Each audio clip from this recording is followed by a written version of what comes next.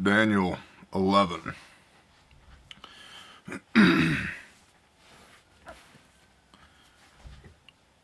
We are going to read the 44 verses of Daniel 11, and then we are going to come back and go through it, and I will do my best on the first read through to not interject, to just let the word speak. And then we are going to do our best to make sense of all of this and plow through 66 pages of notes that I have here on Daniel 11 and 12. I doubt we will get to 12 today because Daniel 11, if Daniel was a steakhouse, Daniel 11 is a bone-in tomahawk ribeye or a massive 44-ounce porterhouse.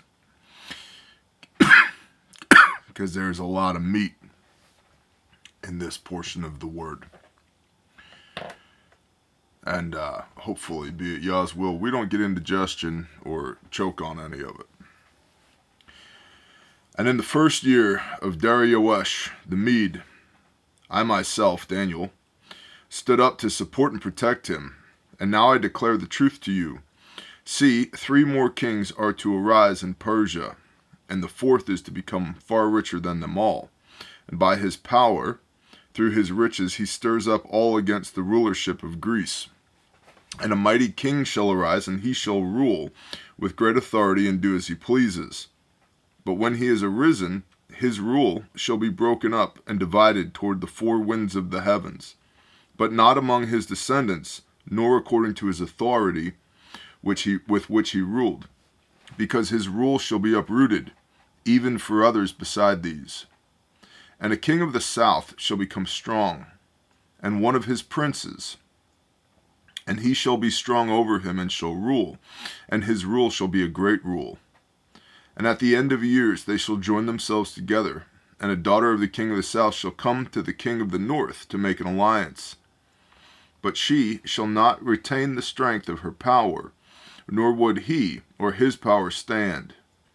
And she shall be given up with those who brought her, and he who brought her forth, and he who supported her in those times. But from a branch of her roots one shall arise in his place, and he shall come into the defense and into the stronghold of the king of the north, and shall act against them, and shall prevail. And also their mighty ones, with their princes and their precious utensils of silver and gold, he shall seize and bring to Mitzrayim, to Egypt. And he shall stand more years than the king of the north.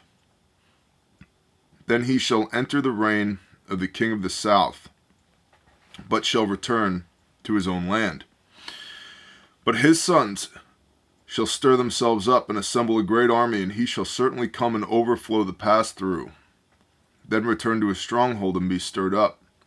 Then the king of the south shall be enraged and go out to fight with him, with the king of the north, who shall raise a large army, but the army shall be given into the hand of his enemy. And he shall capture the army, his heart being exalted, and he shall cause tens of thousands to fall, but not prevail. And the king of the north shall return, and raise an army greater than the former, and certainly come at the end of some years with a great army and much supplies. And in those times many shall rise up against the king of the south, while some violent ones among your people exalt themselves to establish the vision, but they shall stumble. Then the king of the north shall come and build a siege mound, and capture a city of strongholds, and the arms of the south shall not stand, nor his choice people, for there is no strength to stand.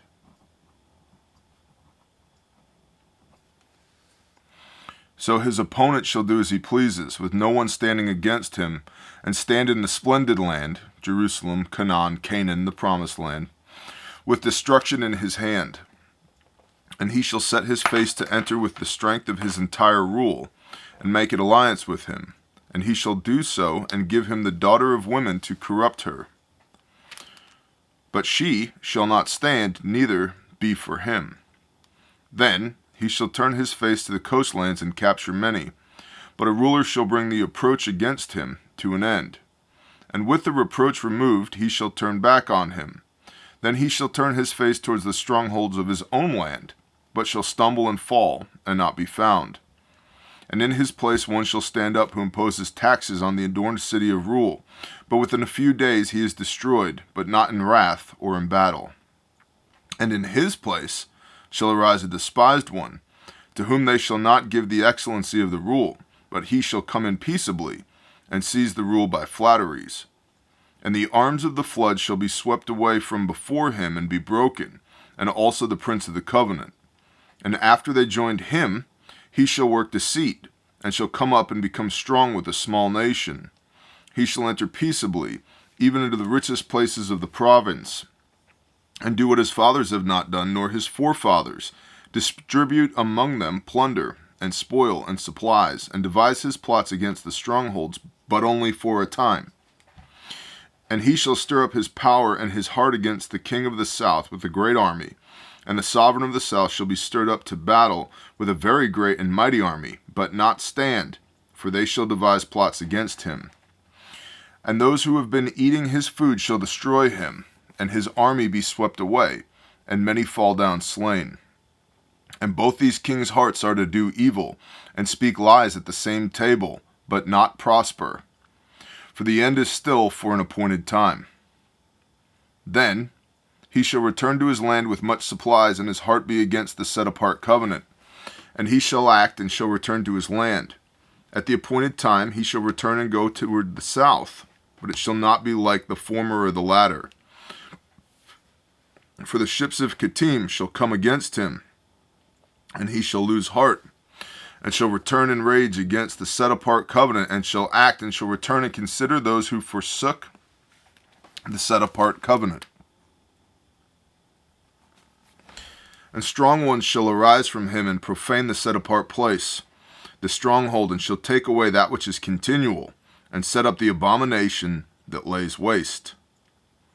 And by flatteries he shall profane those who do wrong against the covenant. But the people who know their Elohim shall be strong, and shall act. And those of the people who have insight shall give understanding to many. They shall stumble by the sword and flame, by captivity, and by plundering for days. And when they stumble, they shall be helped, a little help, but many shall join them by flatteries. And some of those who have insight shall stumble, to refine them, and to cleanse them, and to make them white until the time of the end, for it is still an appointed time. And the king shall do as he pleases, and exalt himself, and show himself to be great above every mighty one, and speak incredible matters against the El of the mighty ones, and shall prosper until the wrath has been accomplished, for what has been decreed shall be done. And have no regard for the mighty ones of his fathers, nor for the desire of women, nor have regard for any mighty one, but exalt himself above all. But in his place he shall give esteem to a mighty one of the strongholds, and to a mighty one which his fathers did not know. He shall give esteem with gold and silver, with precious stones and costly gifts.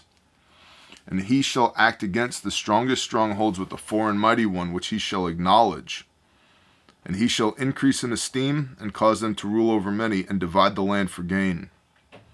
At the time of the end the king of the south shall push at him, and the king of the north rush against him like a whirlwind, with chariots, and with horsemen, and with many ships. And he shall pass, and he shall enter the lands, and shall overflow and pass over, and shall enter the splendid land, the holy land. And many shall stumble, but these escape from his hand, Edom and Moab, and the chief of the sons of Ammon. And he shall stretch out his hand against the lands, and the land of Mitzrayim shall not escape. And he shall rule over the treasures of gold and silver, and over all the riches of Mitzrayim, and the Libyans and the Cushites shall be at his steps. Then reports from the east and the north shall disturb him, and he shall go out with a great wrath to destroy and put many under the ban. And he shall pitch the tents of his palace between the seas and the splendid set-apart mountain, but shall come to his end with none to help him.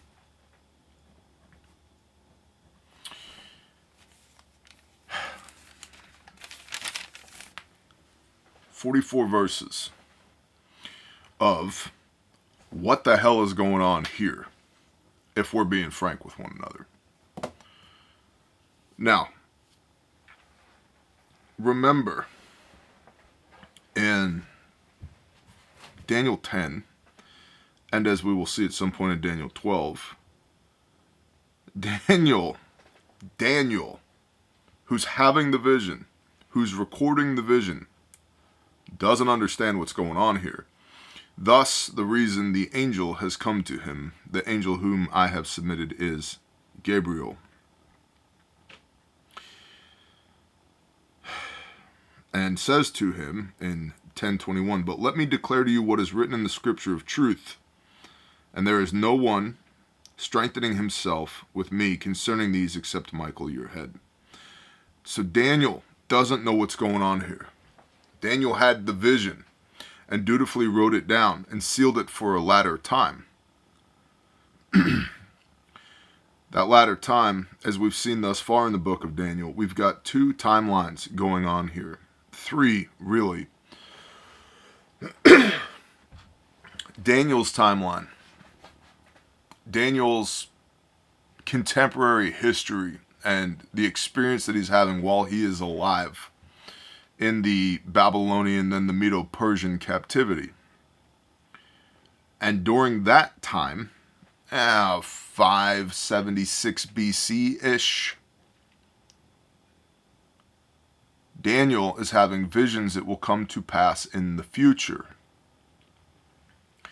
Many of those visions that came to pass in the future, approximately 170 BC-ish, which to Daniel was the future, but to us is literally ancient history. Talking about the Medo-Persian, the Greek, and then the Roman empires. So Daniel's contemporary time, the future to Daniel, which is the past to us, which has already come to pass in our time here on earth, and then prophecy of what is to come in the future for us. So we've talked about the dual meaning of the prophecies that Daniel has been giving, both of what would be for us history now, what would be the future for Daniel, as well as what will be the future for us at a latter time, end times. And so we have to understand that about Daniel. There's 3 timelines going on here. Daniel's timeline, the future for Daniel / the past for us, and then the future for us, end times. Because, spoiler alert, a lot of what we're seeing here in Daniel ties into the concept of the Antichrist, the lawless one, 2 Thessalonians chapter 2. Now, hopefully you've done your homework and you've read all of Daniel, so you understand, or you have a better shot at understanding in context what we're working with here today.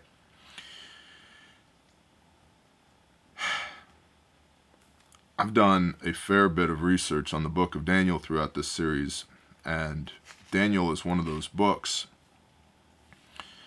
There are things in here that we can theorize on, pontificate on, but we will not know until the time comes. For this has been sealed up for the latter days.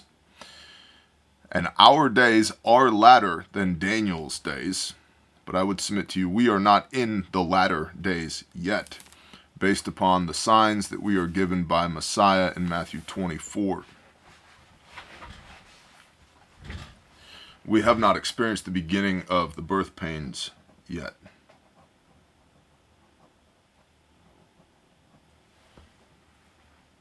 So, the next thing we got to address here is Daniel 11. Of all the chapters in the book of Daniel, this is the chapter that the more liberal biblical historians, those who are interested in the Bible from a historical context, not from a spiritual context, and who frankly study the word in an effort to discredit Yahweh our Elohim, the Lord our God, This is the chapter that forces those more liberal Bible scholars to say that Daniel was written after the time of these events, not before, and that it was written after the time of these events and then submitted in a past tense, because there's no way, there's just no possible way, in their words, that a man could have such an accurate vision. And the accuracy of this vision is the reason I have 66 pages of notes, the wave tops of which we will hit today. If you feel convicted, compelled, led, there is so much meat in Daniel 11. You can easily spend days researching it. Ask me how I know. And I would recommend when you do that you got yourself a fresh legal pad, lots of ink in your printer, and several pens and highlighters, because there's that much here. And again, because there's that much here, that's the reason that these more liberal biblical scholars will say this had to have been written after the times that are spoken about in Daniel 11, because there's no way that Daniel in his time in the mid-5th century BC could have been this accurate with his predictions. My take on this is, of course he can, because Daniel himself says repeatedly, I don't know what's going on here. An angel is sent to him to say, we know, your job isn't to understand, your job is to write it down for the latter days. This will come to pass. You just simply need to document it. Very similar to the conversations that are taking place between Yochanan, John, and the angels in Revelation. Hey, you don't have to get all of this. You don't have to understand it. You just got to write it down. I believe this is the word of Yah. Divinely inspired word of Yah, given to great men of Elohim who were trustworthy for our benefit. This whole Bible, from Genesis chapter 1 to Revelation 22, foundational doctrinal thesis for me. This is the divinely inspired, breathed out word of God put into the hands of men of Elohim who diligently wrote it down. Has it been altered? The word, yes. Has it been mistranslated or poorly translated over the ages? Yes. Is my God more powerful than that? Yes. And proof text for all of this is Deuteronomy 29:29. The secret matters belong to Yahweh, our Elohim, but what is revealed belongs to us and to our children forever, to do all the words of this Torah. We have enough to work with, brothers and sisters, ladies and gentlemen. And as a brief aside, I'd rather not serve a God that's explicable. Kind of removes the wonder from it, doesn't it? If I can put him in a box and explain him, who's the Elohim now? And I realize, to the less biblically inclined, that's a cop-out. Okay. At the end of an age, every knee shall bow, every tongue shall confess. And I would like to err on the side of belief and faith rather than the side of doubt, dogma, doctrine, historical belief. But again, this chapter, if you're a history buff, this chapter is undeniable prophecy.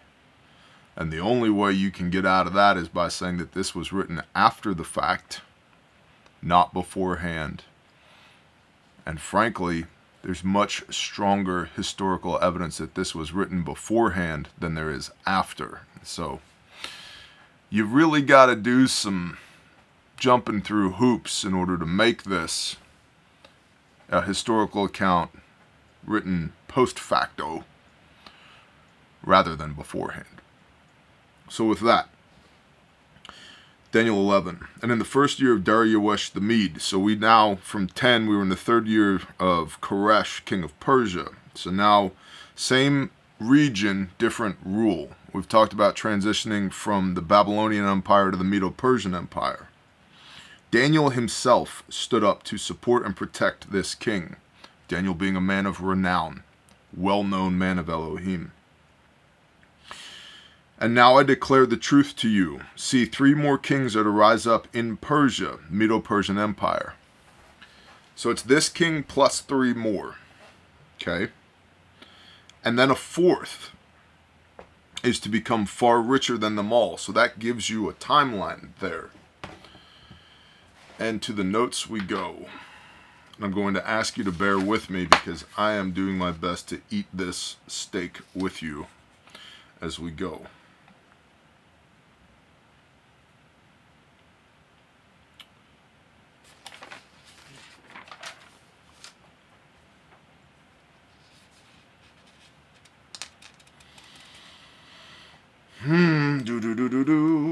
Four future kings.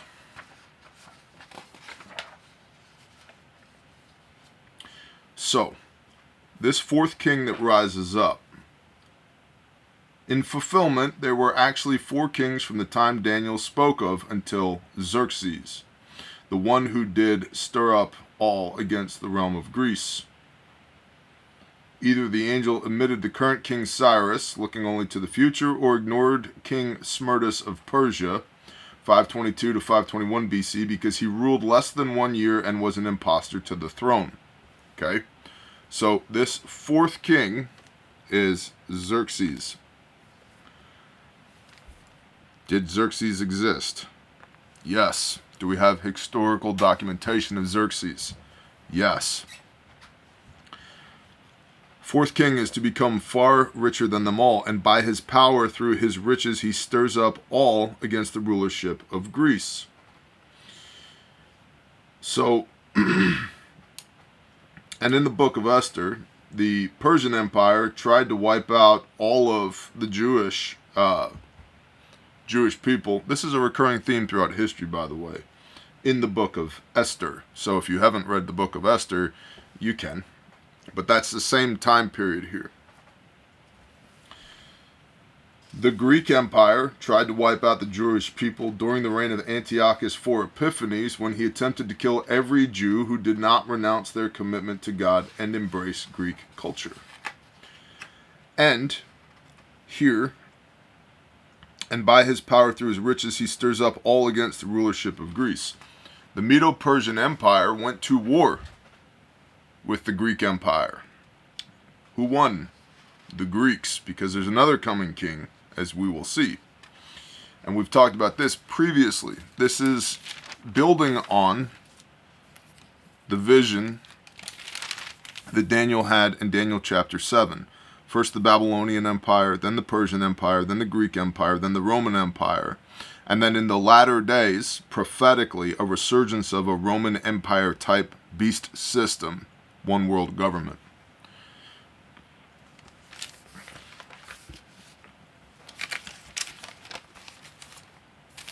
I'm trying to manage a whole bunch of different documents at the same time.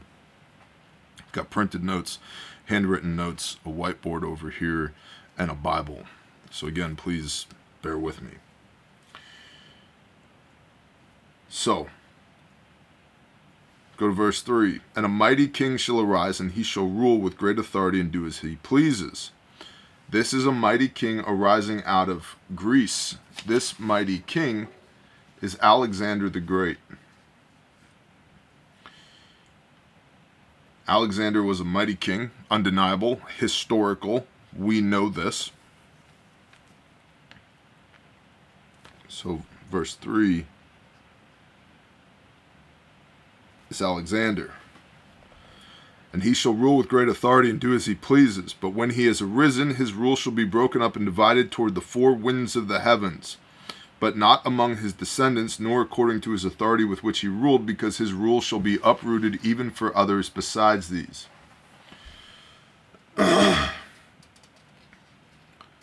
Alexander died at 32 years old of a fever after a drunken party in Babylon. And when he died, as discussed previously, his kingdom was broken up into 4 rulerships. Everything we see past here for a dozen or more verses referring to the king of the north and the king of the south is talking about 2 of these rulerships that come out of the death of Alexander the Great. Okay?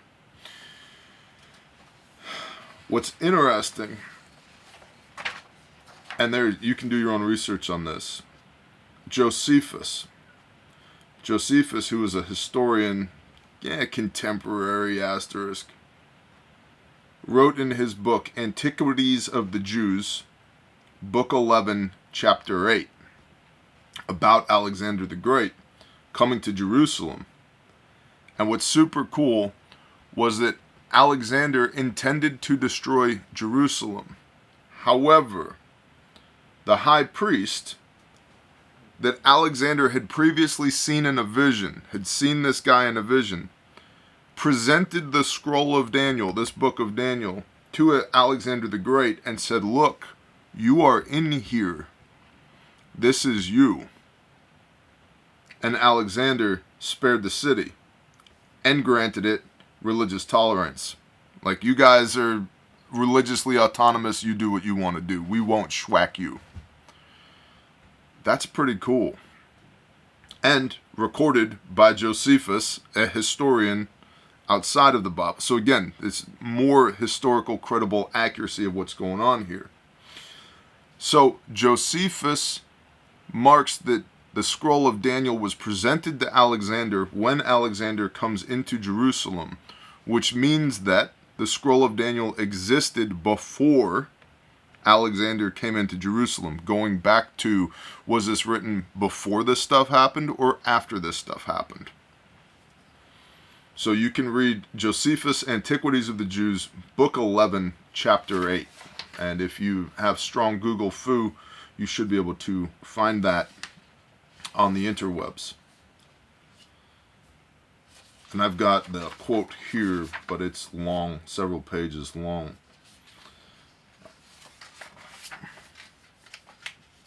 So, after Alexander's death, none of his descendants succeeded him. It wasn't for lack of trying. Alexander did leave 3 possible heirs: a half-brother who was mentally deficient, a son who was born after Alexander died, and an illegitimate son named Hercules. By the way, a lot of my notes are commentaries from enduringword.com.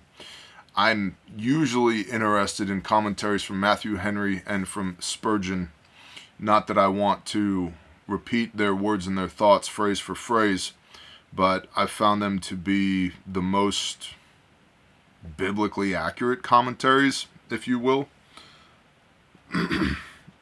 Although this one is from Guzik. And so none of Alexander's heirs were fit to ascend to the throne. And so because of that, his kingdom was divided towards the 4 winds of the heaven. So the remainder of this prophecy focuses on 2 of the 4 inheritors of Alexander's realm and the dynasties that they established. Only 2 are focused on because they constantly fought over the promised land because it sat between their centers of power. This is the king of the north and the king of the south. The king of the north, I'm not going to try and draw it for you, but if you had a map of the Middle East, again, how strong is your Google foo? You don't need strong Google foo for this. If you pull up a map of the Middle East and you look at where Israel is on a map today, and this is not the time to argue the nation state of Israel versus Yisrael, Genesis 32, the Father's chosen people. They're not the same, but this isn't that conversation. Pull up a map of the Middle East and look at where Israel is. To the southwest of Israel, you have Egypt and the Sinai Peninsula, Edom. The king of the south was the realm of Alexander that was ruled in that area, Egypt. The king of the north is in Syria, to the northeast, northeast of Israel. So king of south, Egypt. King of the north, Syria. Okay? Both of which were areas of the Greek realm that were divided into rulerships after Alexander died.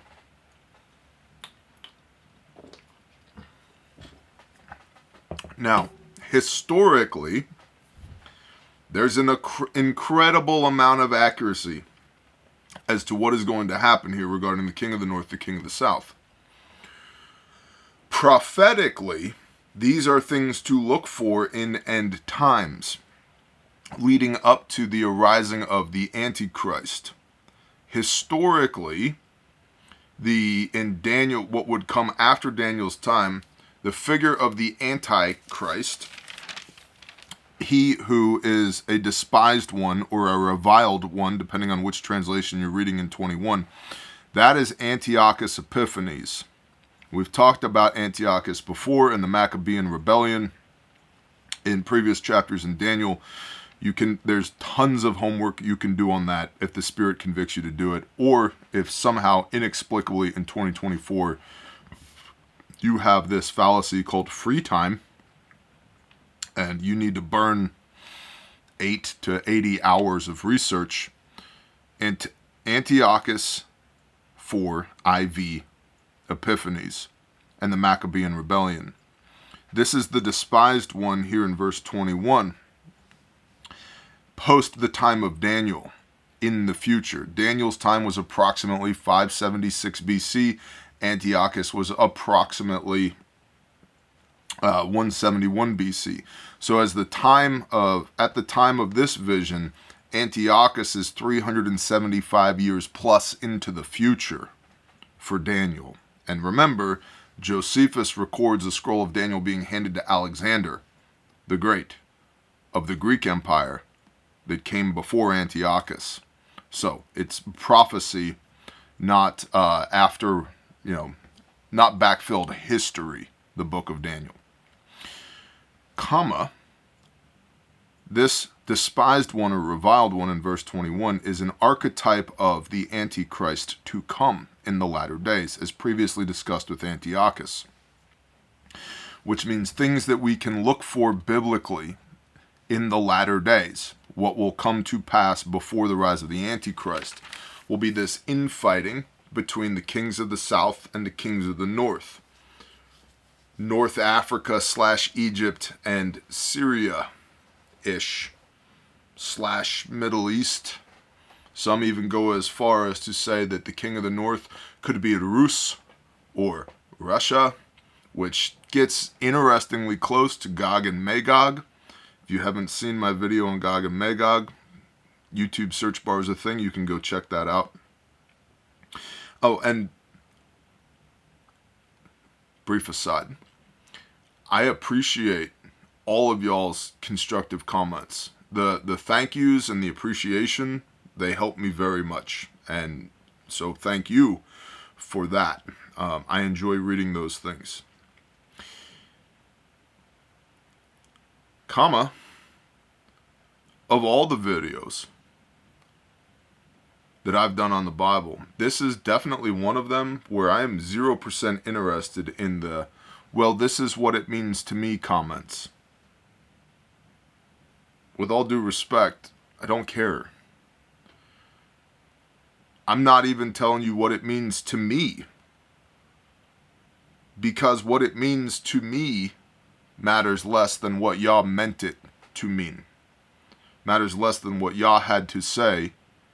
And as a great distant second to that, what historians have observed in the context of what y'all meant to say some 2,500 years ago. This is not a, well, it means to me video. It's also not a, well, could it be that video? Maybe the kings of the north are Russia. And then see, and if they are, then, well, build your house upon the rock. the suppositions built upon assumptions. Well, maybe the kings of the north are Russia, and if they are Russia, then I can make modern day occurrences fit into biblical prophecy, and therefore Gog and Magog must be blah, blah, blah, blah, blah. You got a minimum of 1,007 years to worry about Gog and Magog. Go watch my Gog and Magog video, based upon what the Bible says. Well, I saw a guy on the internet that said, yeah, I told you in chapter 10, there was a guy on the internet that was like, well, clearly this angel in Daniel 10 is Michael. And by the way, Michael's Jesus. And I was like, whoa, whoa, whoa, stop. No, none of that's true. Because he took 3 verses and made them say what he wanted them to say. So this is not a it means to me video or a could it mean video. Okay? What does the word say? That, brothers and sisters, is what we are here for. Maybe this is the first time you've ever watched me read the Bible on camera. Welcome. Shalom. Or maybe it's the 100th time and it needs to click. The point of what we're doing here is not could it mean or what does it mean to me. It's what does it say? Because again, every knee shall bow, every tongue shall confess. And what we thought doesn't matter. It's what did Yah say? That's the point of this. If you haven't figured this out already, a staunch biblical literalist. What does it say? That's what I want to focus on. Okay, so for everybody leaving the productive comments, thank you. For everybody leaving contentious comments, why? It's a waste of time. And it's a really good way to get banned. And for the suppositions, it could mean this. What if it meant that? Yeah. But what if? What if? What if I had wings and hooves? I'd just be flying around right now. Clomping my feet. I don't have wings and hooves. I'm not an abomination. What if? What if I had $1 trillion in my bank account? What if? What matters is what is. And the word of Yah is. I think I've beaten that dead horse. So let's go back to the kings of the north and the kings of the south. Verse 5. And the king of the south shall become strong, and one of his princes, and he shall be strong over him, and shall rule his rule, and shall be a great rule. And it goes on, and he's going to capture an army in verse 13. And in those times many shall arise up against the king. All of this infighting.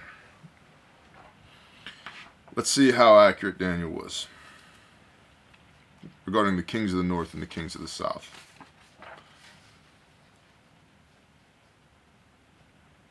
So, one of the 4 inheritors of the empire of Alexander the Great, the mighty king, would become stronger and greater than the others.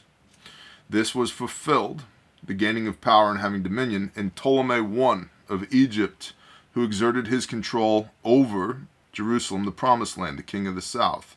Soon after the division of Alexander's empire, the Ptolemies dominated this region.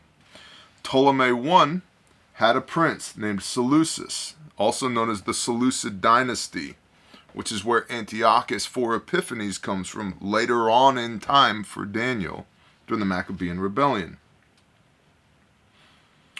And Seleucus took dominion over the region of Syria. So Ptolemies in the south, Egypt, Seleucids in the north, Syria. And Seleucus became more powerful than his former Egyptian ruler, Ptolemy. The Seleucids are identified as the kings of the north, and the Ptolemies were the kings of the south. The dynasties of the Seleucids and the dynasties of the Ptolemies fought for some 130 years. The stronger of the two always held dominion over the promised land. That is this king of the north, king of the south BS, power struggle stuff that we're seeing here in Daniel 11. And at the end of some years they shall join forces, for the daughter of the king of the south shall go to the king of the north and make an agreement, but she shall not retain the power of her authority, and neither he nor his authority shall stand. But she shall be given up with those who brought her, and with him who begot her, and with him who strengthened her in those times. Super specific prophecy. They shall join forces, fulfilled, joined by a marriage. The kings of the north and the kings of the south would be allies for a while, but the arrangement would not last. The daughter of the king of the south shall go to the king of the north and make an agreement. This was fulfilled in the marriage between Antiochus II of the Seleucids and Berenice, the daughter of Ptolemy II. There was a peace for a time because of this marriage, but it was upset when Ptolemy II died. Shall not retain the power of her authority. Once Ptolemy II died, Antiochus II put away Berenice and took his former wife, Laodice, back. Laodice. Like Laodicea, the church at Laodicea? Yes. Like that. Laodice. Neither he nor his authority shall stand. Laodice didn't trust her husband, Antiochus II. You think? Tried to marry this Berenice chick and make this political union between the north and the south. So, Laodice poisoned her husband, Antiochus II. She shall be given up with those who brought her. After the murder of Antiochus II, Laodice had Berenice, her infant son, and her attendants killed. After this reign of terror, Laodice set up her son, Seleucus II, on the throne of the Syrian dominion. All this happened. And it's all word for word here in Daniel, 375 years before it happened. And if Daniel 11, you're reading it and you're like, what the heck does this even mean? Yeah. The history is strong in this one.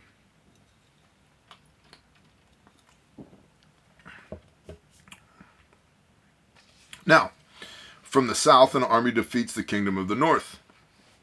But from a branch of her roots one shall arise in his place, who shall come with an army, enter the fortress of the king of the north, and deal with them, and prevail. And he shall also carry their gods captive to Egypt, with their princes and their precious articles of silver and gold, and he shall continue more years than the king of the north.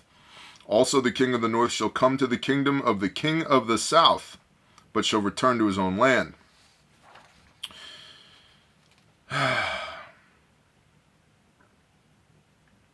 So this angel, Gabriel, told Daniel that a branch of her roots would come from the south and prevail over the kings of the north. This was fulfilled in the person of Ptolemy III, who was the brother of Berenice, the branch of her roots.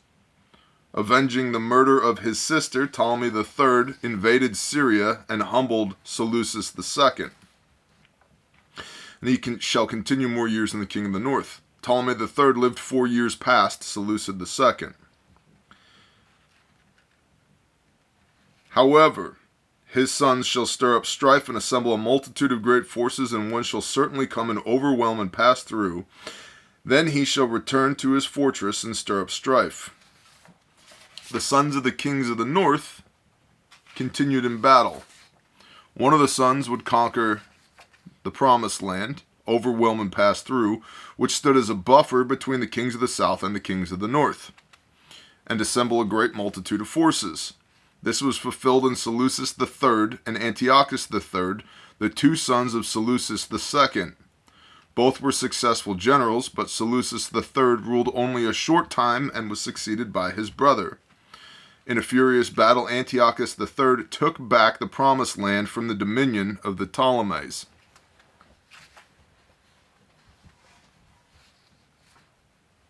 The only reason this stuff doesn't bore me to death, being perfectly honest, and I'm a history guy, I like history, is because of how accurate the vision that Daniel had was.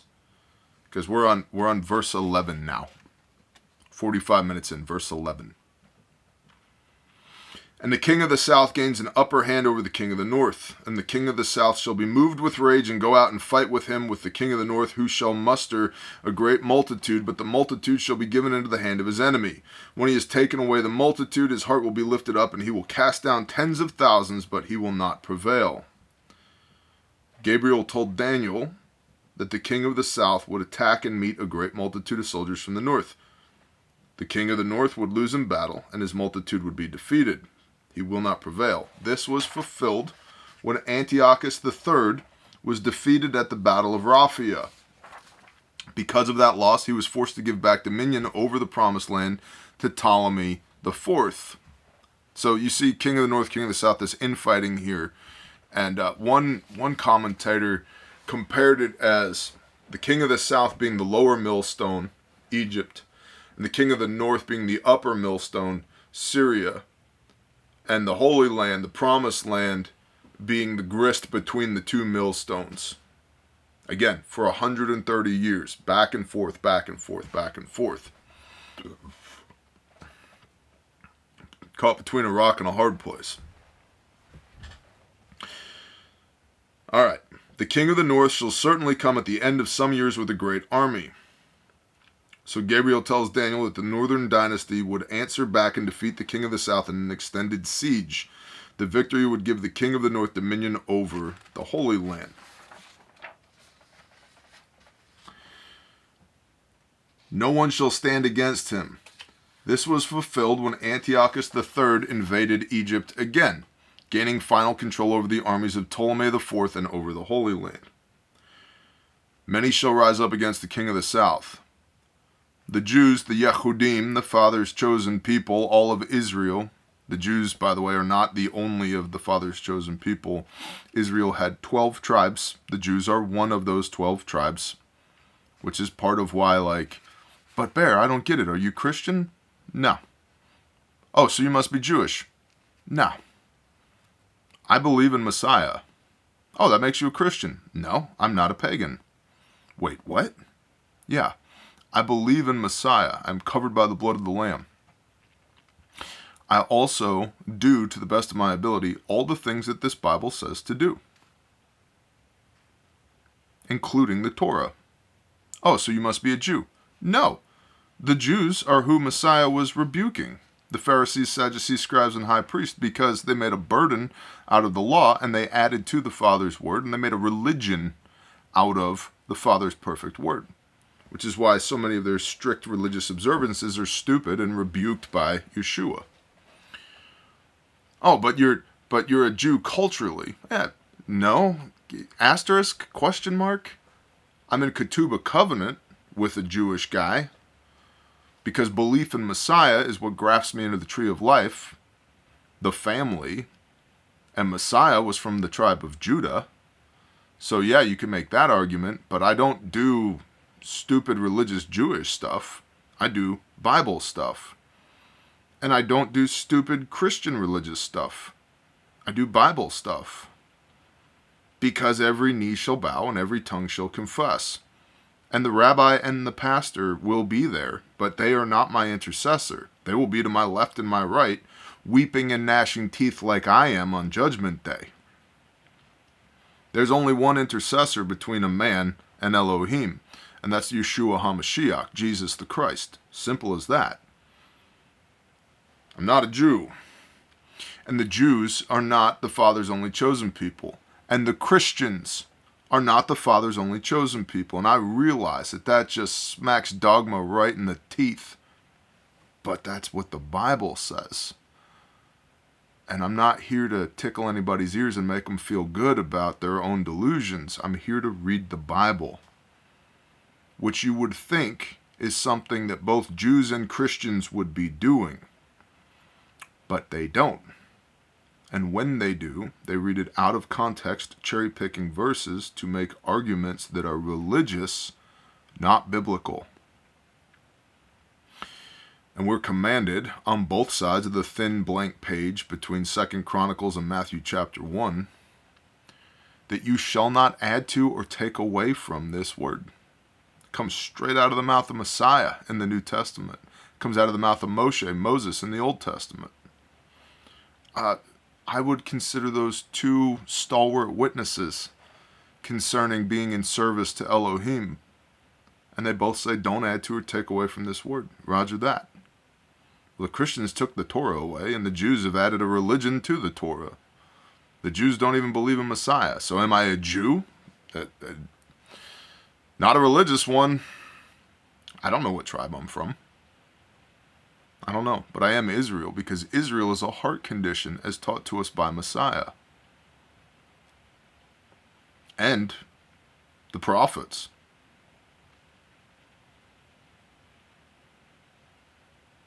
The Father desires obedience over burnt sacrifices. Okay. It's a heart condition. Enough of that for now. So, many shall rise up against the king of the south.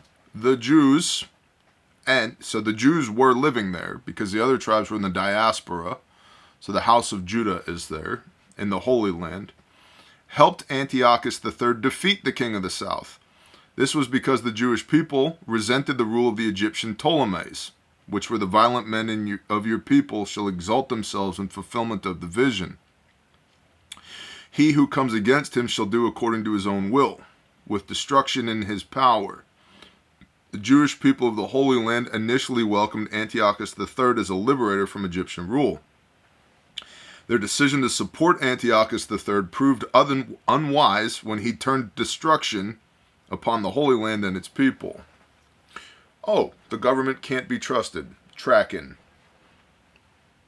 There's a biblical principle. Have you ever noticed how many times the government tries to kill babies in the Bible? Moshe, Yeshua. Keeps people in bondage and slavery. Tells people what they can and can't do. Heaps taxes upon them. Brings war to the promised land, literal and figurative, when there's non-compliance. That's why in Joshua, is it Samuel? 1 Samuel? 1 Samuel. The Israelites say, we want a king. And Yah says, you're all supposed to be kings. And I know some of you push back against that. Read Revelation chapter 1. Was it Revelation 1:5, 1:6? Messiah said, you're supposed to be kings. King of kings. There it is. So Yah tells the children of Israel, hey, you're all supposed to be kings. What do you want a king for? They said, well, everybody else has a king, Dad. We want a king too.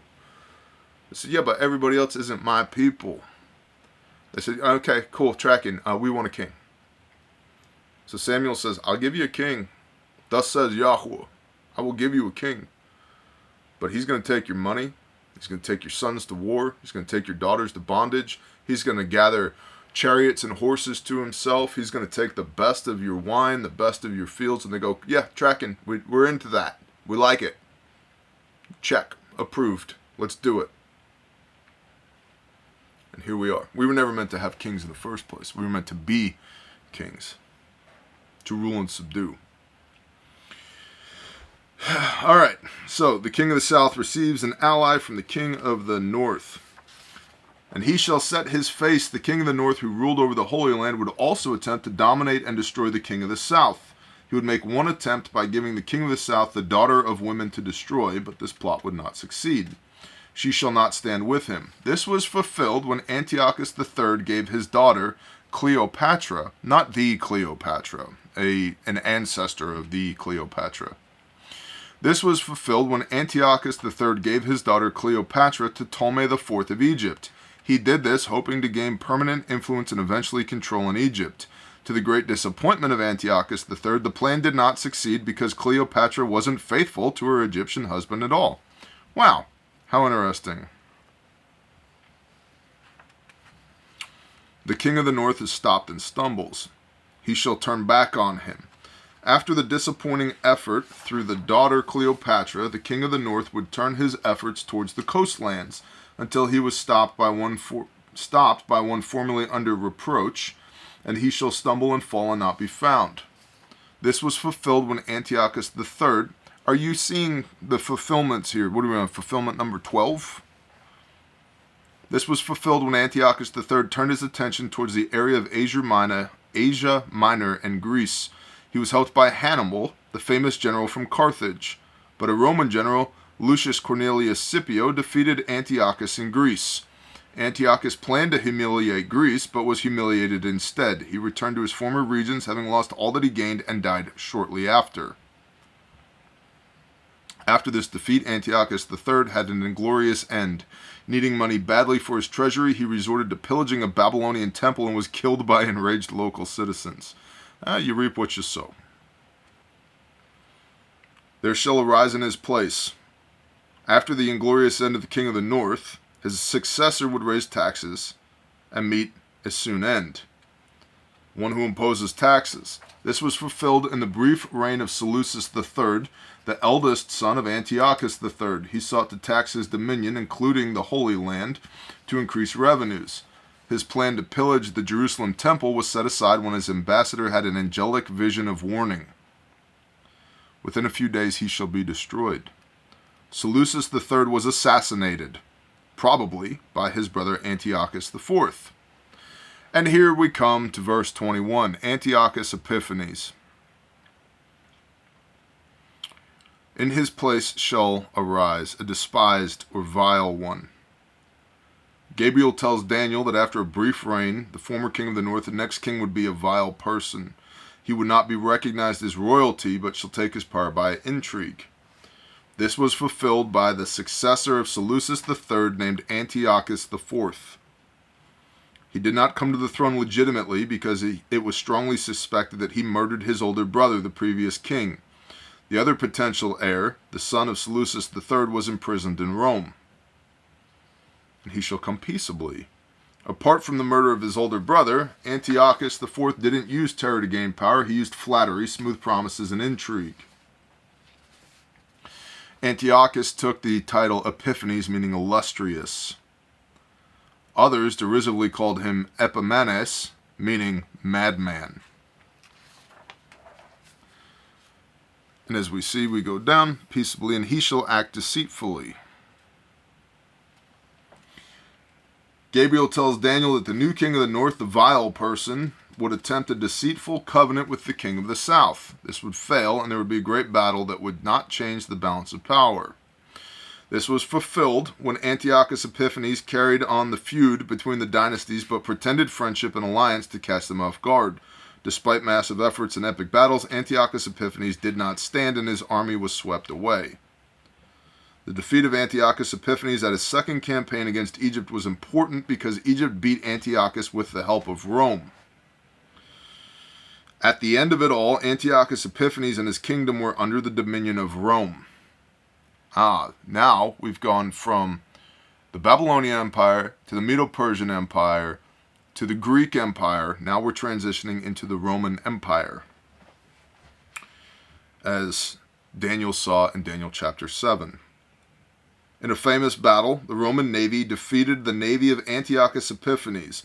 After the battle, a Roman general drew a circle around Antiochus in the dirt and demanded to know if he would surrender and pay tribute to Rome, and demanded to know before he stepped out of the circle. From that point on, there was no doubt Antiochus Epiphanes took his orders from Rome and was under Roman dominion. And those who eat of the portion of his delicacies shall destroy him. This was fulfilled in the treachery against Antiochus IV by his own counselors. Now, before we pick up in verse 28, returning to the Holy Land, I'm going to step outside briefly and water the lawn, although it is raining outside, so what's a little extra water?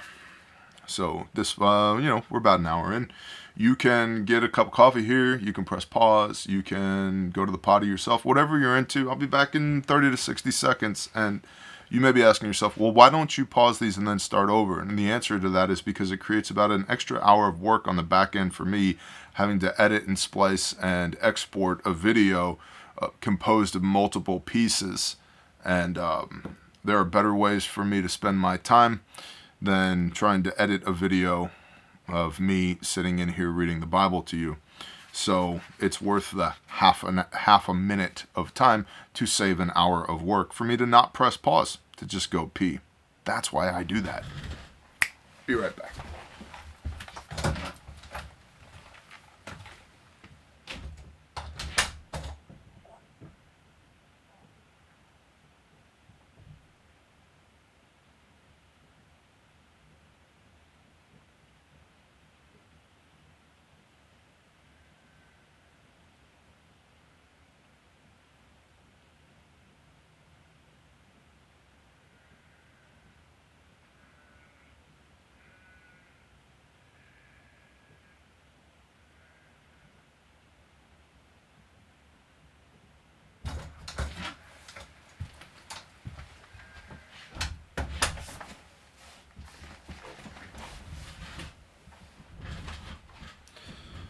All right. Picking up in verse 28 of 44. We're approximately halfway there, 1 hour in. Lots of meat, ladies and gentlemen. The vile person turns on the holy land with violence.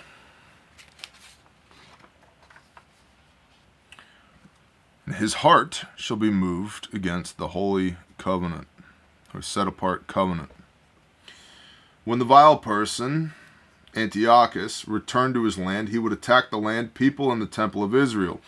It will be a great time of courage and great treachery amongst the people of God. Again, patterns here. These are things that we should be looking for in end times. So much so that we see in verse 31, the abomination that lays waste, which Yeshua tells us about as being the beginning of the birth pangs in the latter days. Matthew 24.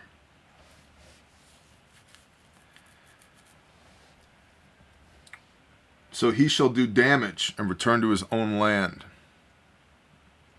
This was fulfilled when Antiochus Epiphanes returned from Egypt, bitter from defeat. He vented his anger against Jerusalem, which was already shaken, because Antiochus sold the office of high priest and persecuted the Jewish people to conform to Greek culture, forsaking the faith and traditions of their fathers.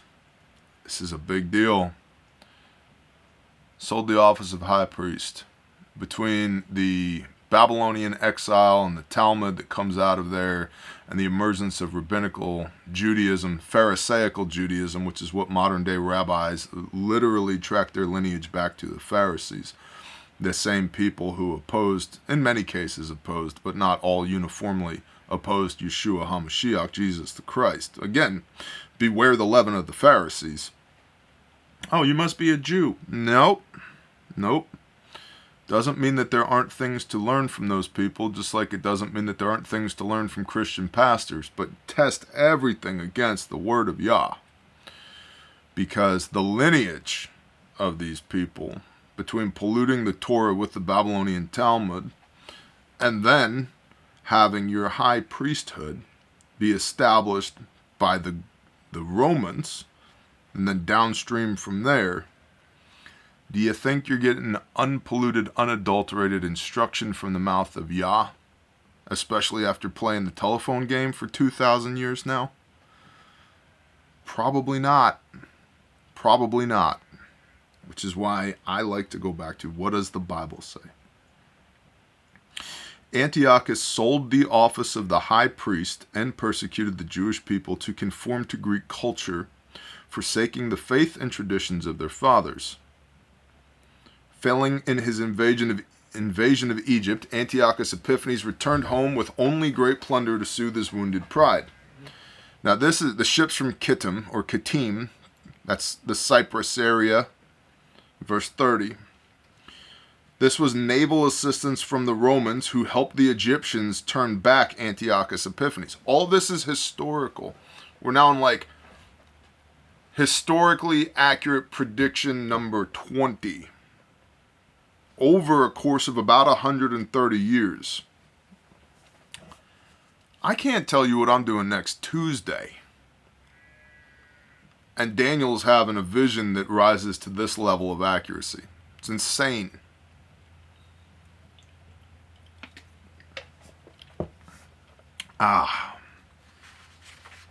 Verse 31. They shall take away the daily sacrifices. Antiochus Epiphanes. Here's a model for what is to come for us, and also the history of what has already occurred. Antiochus Epiphanes, the abomination that lays waste. So many people have pontificated on this. This might be the mouse-pig hybrid thing that they use the CRISPR genome editor to... Maybe. Or because patterns. We've talked about patterns a whole bunch of times during the book of Daniel study. Or, what did Antiochus Epiphanes do?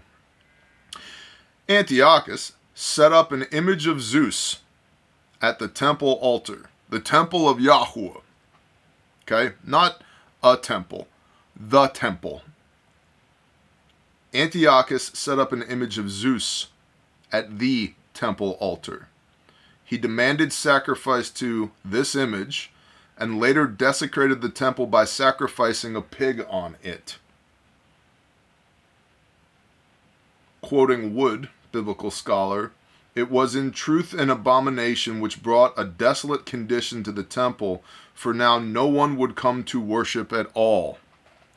The abomination of desolation. The abomination causes the desolation.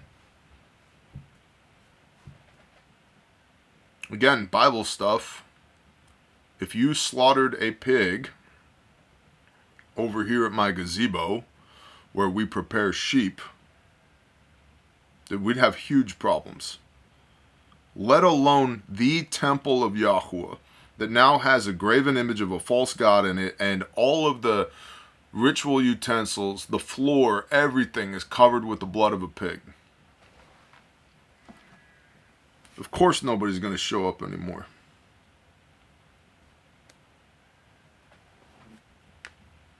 So the abomination creates the desolation.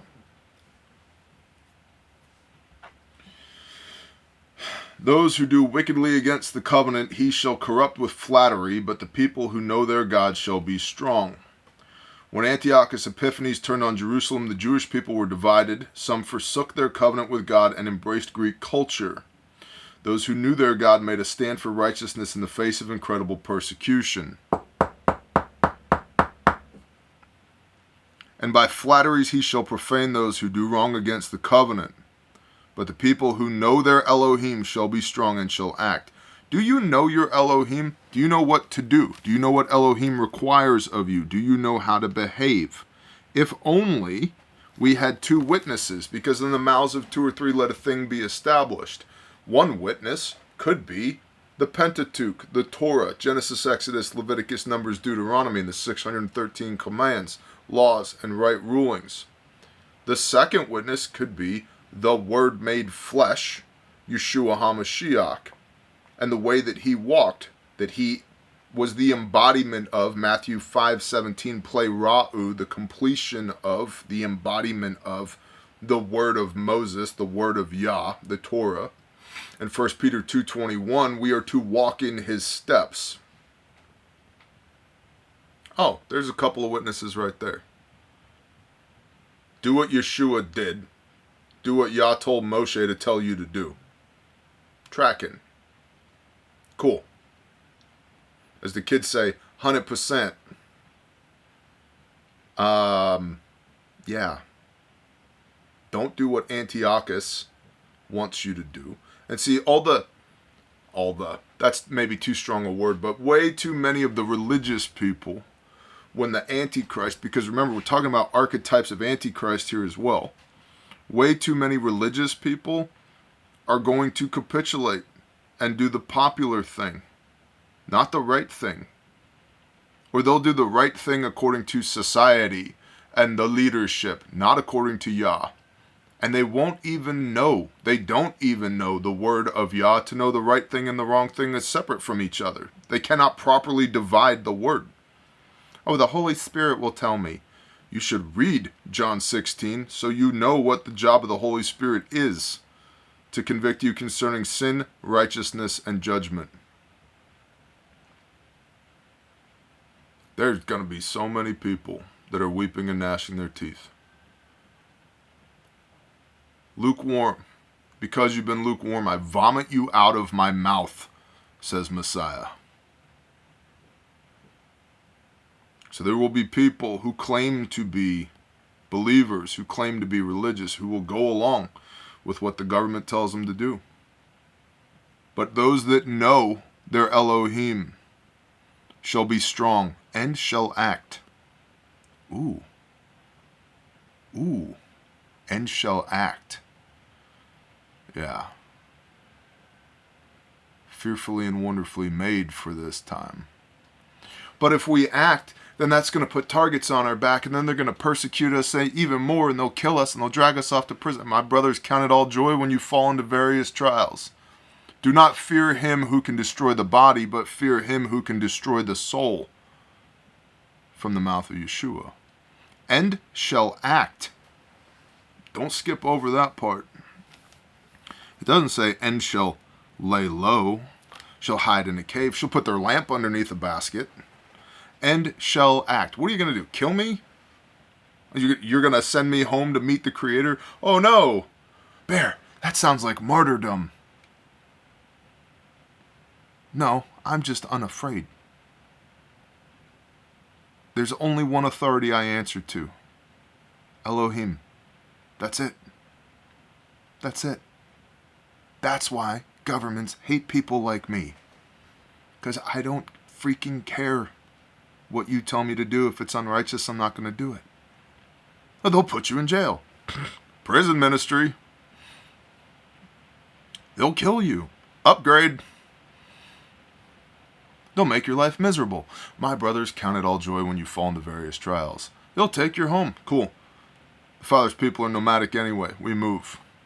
You won't be able to buy and sell. Sheep. Bushcrafting. Foraging. They'll try and disarm you.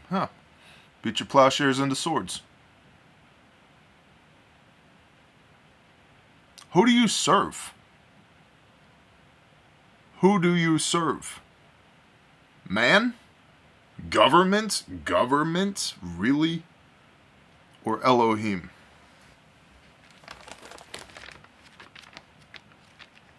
Let's read that quote that everybody loves, even though they only quote part of it. You know, the one that everybody loves. Joshua 1 verse 9. Have I not commanded you? Be strong and courageous. Do not be afraid nor be discouraged, for Yahweh your Elohim, the Lord your God, is with you wherever you go. But let's read the whole quote. Starting at verse 5. No man is going to stand before you all the days of your life. As I was with Moses, so I am with you. I do not fail you nor forsake you. Be strong and courageous. This is from the mouth of Yah, from the Creator. For you are to let this people inherit the land which I swore to their fathers to give them. Only be strong and very courageous, to guard, to do, according to all the Torah, which Moshe my servant commanded you. Do not turn from it right or left. The narrow path, so that you act wisely wherever you go. Do not let this book of the Torah depart from your mouth, but you shall meditate on it day and night, so that you guard to do according to all that is written in it. For then you shall make your way prosperous and act wisely. Have I not commanded you? Be strong and courageous. Do not be afraid nor be discouraged, for Yahweh your Elohim is with you wherever you go. But the people who know their Elohim shall be strong and shall act. And those are the people, Daniel 11:33, and those are the people who have insight shall give understanding to many. Who have insight, who know the word of Elohim. If you wish to get wisdom. Proverbs. You doing the Proverbs challenge? That's the 18th of the month. You read Proverbs 18. It's the 31st. You read Proverbs 31. It's the 10th. You read Proverbs 10. Whatever the date is, that's the proverb you read. Every day. For how long? Ever. Start with 30 days. Make it a habit. It'll take you 5 minutes a day. And those are the people who have insight shall give understanding to many. They shall stumble by sword and by flame, by captivity and plundering for days.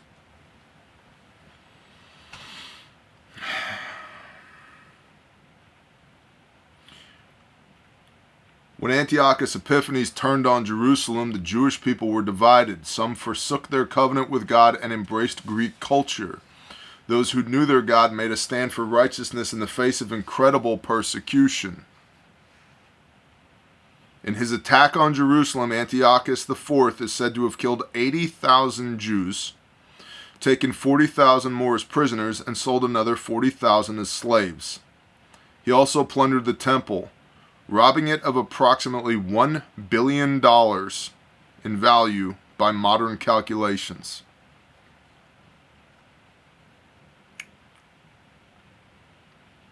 Be strong and courageous. But the people who know their Elohim shall be strong and shall act. Incredible persecution. The Antichrist is going to be doing this not just over there in the Middle East, but on a worldwide scale. And people will lose heart. They will tuck tail and run because it's too hard. Too hard to what? Serve Elohim? But my friends, my family, my loved one, my house, my car, my dog, serve Elohim. My brothers, count it all joy when you fall into various trials.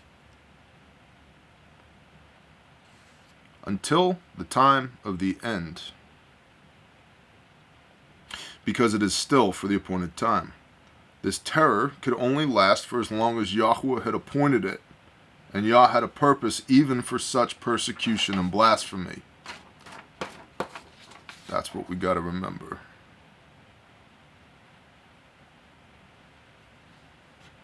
And some of those who have insight shall stumble, to refine them. Do you have insight, but you're stumbling right now? Maybe there's a thing or things that are stumbling blocks to you. You believe in Yah. You believe the Word. You're filled with the Ruach HaKodesh. You're covered by the blood of the Lamb and walking in His model to the best of your ability. And you're pouring through the Scriptures, and you're still not perfect. Newsflash, homie, you're never going to be perfect. Theosis.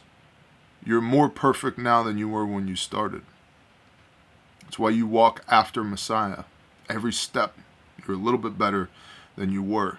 And these stumbling blocks, these trials, they're for reproof and instruction. They're for the refining of your soul, so that you emerge better from them, more perfect from them. Not perfect, more perfect. Why? Cadre. To lead others. Because other people will be freaking out during this time. In the time of the Antichrist, people will be freaking out. And Jeremiah prophesied a famine of the word in end times. People will need leadership. They will need instruction. They will need comfort. They will need prayer. They will need healing. They will need miraculous provision and protection and blessing. And your job is to be a conduit from the Father to these people in these times. That's why He's making you stumble. It's not the stumbling that matters. It's the did you get back up again? Did you teshuvah? Did you repent? Did you turn back to Messiah? Confess your sins, to come home again, to continue to come home again, over and over and over again.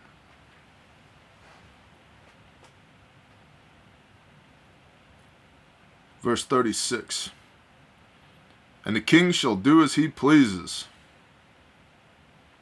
and exalt himself and show himself to be great above every mighty one, and speak incredible matters against the Elohim of mighty ones, and shall prosper until the wrath has been accomplished.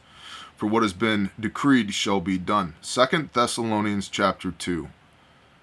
You should have a bookmark in 2 Thessalonians chapter 2. If you're doing any end time study, it is profound and profoundly important that you understand 2 Thessalonians chapter 2, who the Antichrist is from the mouth of Paul in the New Testament. If you haven't read it, pause, go read it, come back.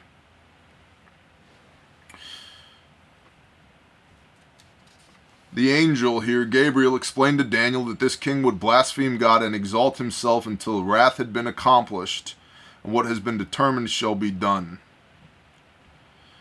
Here we shift from what was fulfilled in the Ptolemies and the Seleucids to what will be fulfilled in the Antichrist, the final world dictator. Daniel was told that this revelation pertained to the latter days, Daniel 10:14.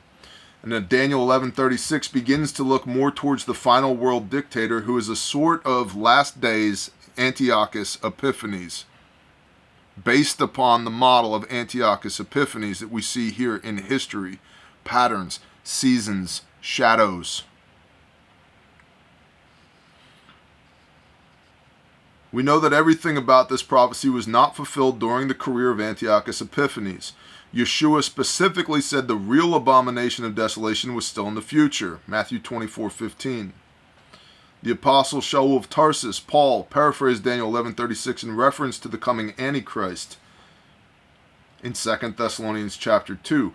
Let no one deceive you by any means, for that day will not come unless the falling away comes first, and the man of sin, the man of lawlessness, 1 John 3 verse 4, sin is lawlessness, is revealed, the son of destruction, who opposes and exalts himself above all that is called Yah, or that is worshipped, so that he sits as Yah in the temple of Yah, showing himself that he is Yah. Antiochus Epiphanes is important, but mostly as a historical preview of the Antichrist to come. This is why so much space is given to describing the career of one evil man, because he prefigures the ultimate evil man. Antiochus Epiphanes is the trailer released well before the feature film of the Antichrist.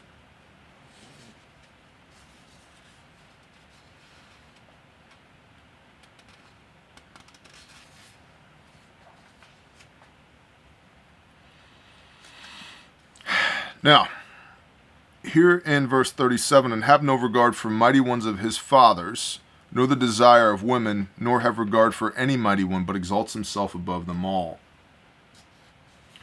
Based on this, some Bible scholars believe that the Antichrist will be of Jewish descent and perhaps will also be a homosexual. Your mileage may vary. These things may not be properly known about the man, but they may be true nonetheless. He shall honor a God, a mighty one of strongholds or fortresses. The Antichrist will take and hold power with military might and the shrewd use of great riches.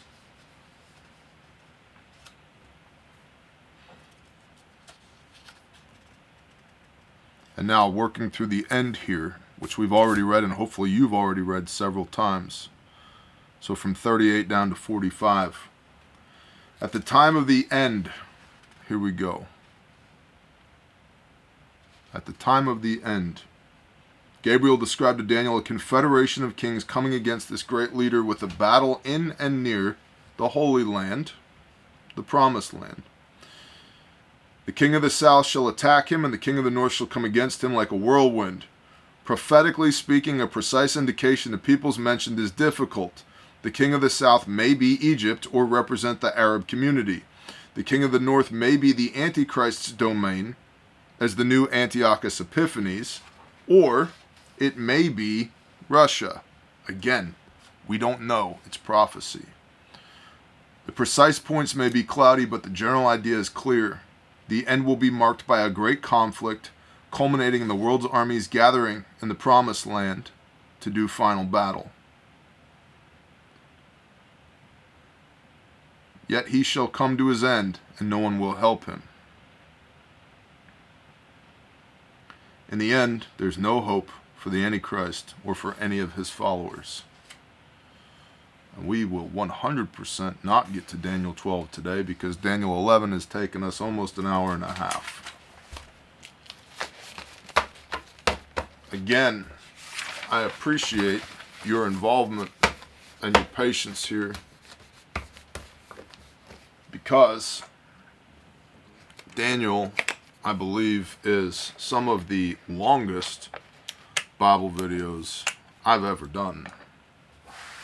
And again, from Enduring Word, the Guzik, G-U-Z-I-K commentary is what I was reading to you from this morning while interjecting my own stuff. Mostly because of, and I don't typically refer to commentaries, let alone as regularly as that, but because I wanted y'all to see the incredible amount of historical accuracy of what was prophesied in Daniel 11. And y'all, when I was on my third whiteboard of writing out these references, and I was still in like Daniel 11 verse 10, was like, there's got to be a better way. There's got to be a better way. And so I printed out the commentary. I studied it. I compared it against the Word. And I compared it against multiple other source texts. And that's why I chose to go this route today. Because I want you to see how this lines up.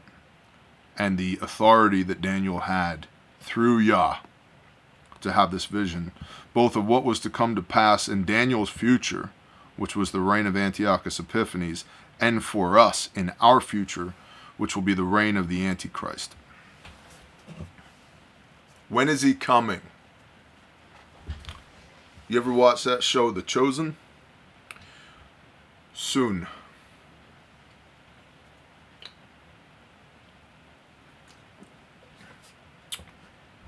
I appreciate y'all. Thank you for being here. I hope you have a blessed day. Don't choke on the meat. Don't get indigestion.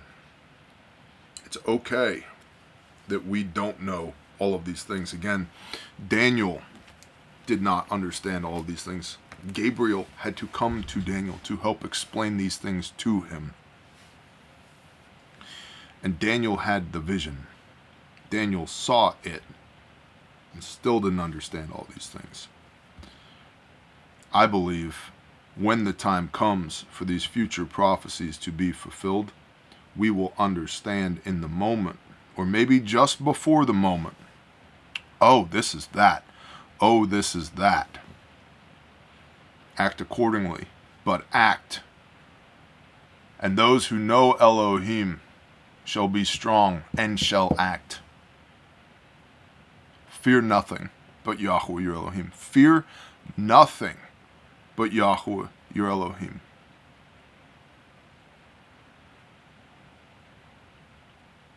I have a brother who likes to say, Yah is reality. Everything else is just make-believe. We should remember that. His word will not return to him void, and we work for him. And the light shines into the darkness, and the darkness comprehendeth it not. And the darkness has not overcome the light. So, go forth and be the light. Y'all have a blessed day. Shalom.